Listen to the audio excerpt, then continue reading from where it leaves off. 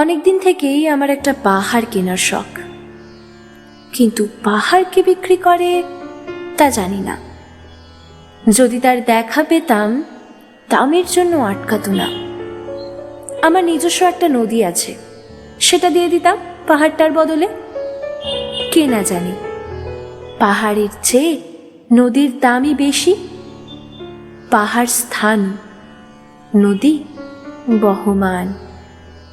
তবু আমি নদীর বদলে পাহাড়টাই কিনতাম, কারণ আমি ঠকতে চাই। নদীটাও অবশ্য কিনেছিলাম একটা দ্বীপের বদলে। ছেলেবেলায় আমার বেশ ছোট্ট খাট্ট ছিমছাম একটা দ্বীপ ছিল, সেখানে অসংখ্য প্রজাপতি। শৈশবে দ্বীপটি ছিল আমার বড় প্রিয়।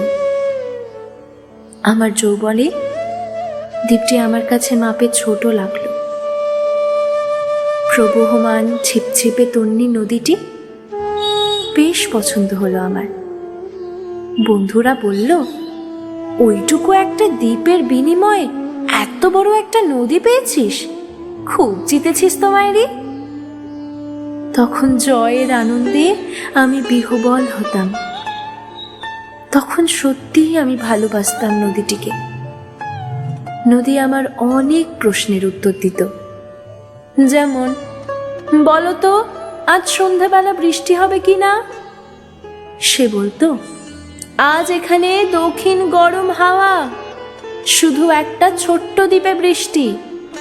সে কি প্রবল বৃষ্টি, যেন একটা উৎসব। আমি সেই দ্বীপে আর যেতে পারি না।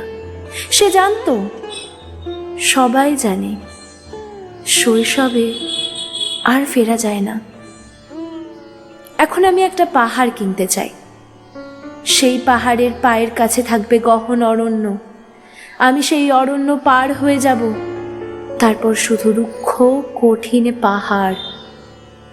একেবারে চূড়ায়, মাথার খুব কাছে আকাশ, নিচে বিপুলা পৃথিবী, চরাচরে তীব্র নির্জনতা। আমার কণ্ঠস্বর সেখানে কেউ শুনতে পাবে না। আমি ঈশ্বর মানি না, তিনি আমার মাথার কাছে ঝুঁকে দাঁড়াবেন না। আমি শুধু 10 দিককে উদ্দেশ্য করে বলবো, প্রত্যেক মানুষই অহংকারী। এখানে আমি একা, এখানে আমার কোনো অহংকার নেই। এখানে জয়ী হবার বদলে ক্ষমা চাইতে ভালো লাগে। হে 10 দিক, আমি কোনো দোষ করিনি, আমাকে ক্ষমা করো, আমাকে ক্ষমা করো।